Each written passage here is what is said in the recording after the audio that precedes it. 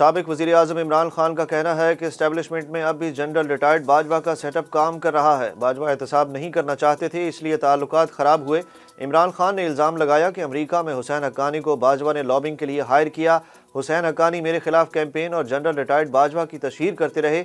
باجوہ نے آخری ملاقات میں کہا کہ آپ پلے بوائے ہیں۔ میں نے جواب دیا، ہاں میں پلے بوائے رہا ہوں۔ قمر باجوہ نے کمر پر چھرا بھی گھونپا اور ہمدردی بھی کر رہے تھے۔ 3 ارکان کو اسٹیبلشمنٹ نے اعتماد کے ووٹ میں نیوٹرل رہنے کا کہا۔ چیئرمین پی ٹی آئی کا مزید کہنا تھا کہ اسمبلیوں میں جانے کا کوئی فائدہ نہیں۔ بلاول بھٹو کو افغانستان کے بارے میں کچھ بھی معلوم نہیں۔ میں نے وزیرستان آپریشن کے خلاف ہمیشہ آواز اٹھائی۔ آڈیو لیکس پر عمران خان نے کہا کہ بشرا بی بی خاتون خانہ ہیں۔ ہم آڈیو لیک سے اپنی نوجوان نسل کو کیا پیغام دے رہے ہیں؟ نجم سیٹھی کو لا کر کرکٹ بورڈ کو تباہ کیا گیا۔ لاہور میں صحافیوں سے گفتگو میں Imran Khan chief election commissioner کی اہلیہ کی پوسٹنگ سے متعلق اپنے بیان سے بھی مکر گئے۔ قومی سلامتی کمیٹی کا اجلاس آج پھر ہو رہا ہے، اہم فیصلے ہونے کا امکان۔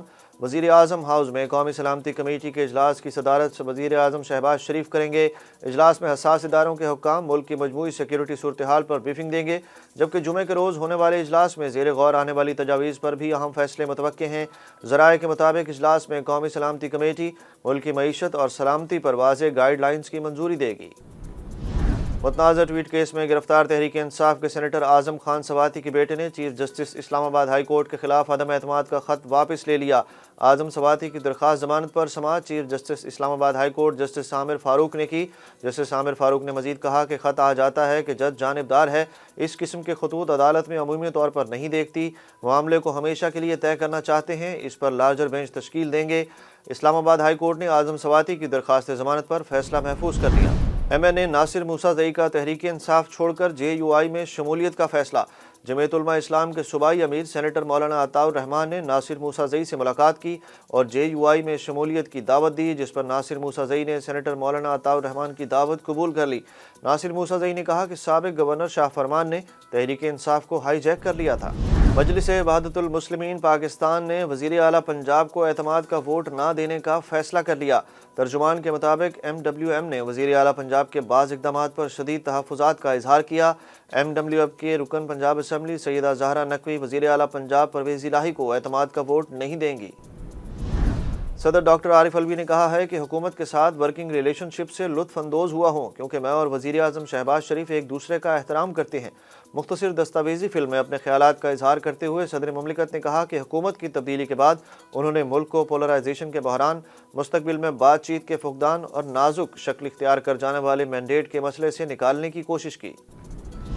حکومت سندھ کی جانب سے کراچی اور حیدرآباد میں موجودہ حلقہ بندیوں کے تحت بلدیاتی انتخابات کرانے کے فیصلے پر ایم کیو ایم پاکستان کی مخالفت کے بعد وزیر اعظم شہباز شریف نے پارٹی کو راضی کرنے کے لیے وفد کراچی بھیجنے کا فیصلہ کر لیا۔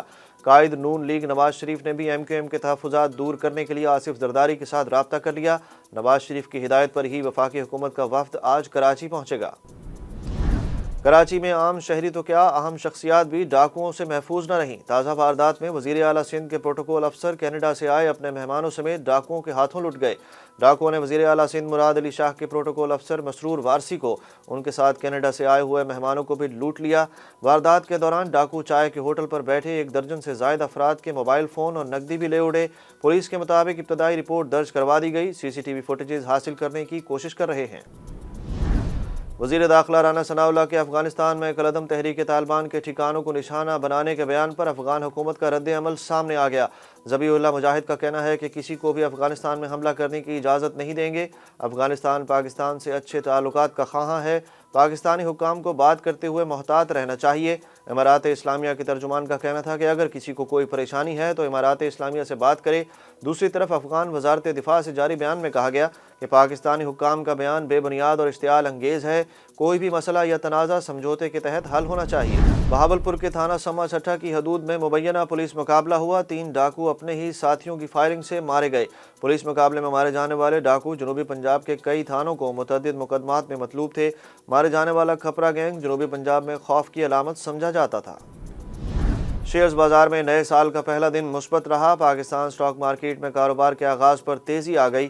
کے ایس سی 100 انڈیکس میں 391 پوائنٹس کا اضافہ، انڈیکس 40,812 کی سطح پر موجود۔ پاکستان اور نیوزی لینڈ کے درمیان دوسرا اور آخری ٹیسٹ میچ کراچی میں جاری۔ کراچی کے نیشنل بینک ارینا میں کیوی ٹیم نے پاکستان کے خلاف ٹاس جیت کر بیٹنگ کا فیصلہ کیا۔ پاکستانی ٹیم میں 2 تبدیلیاں کی گئی ہیں۔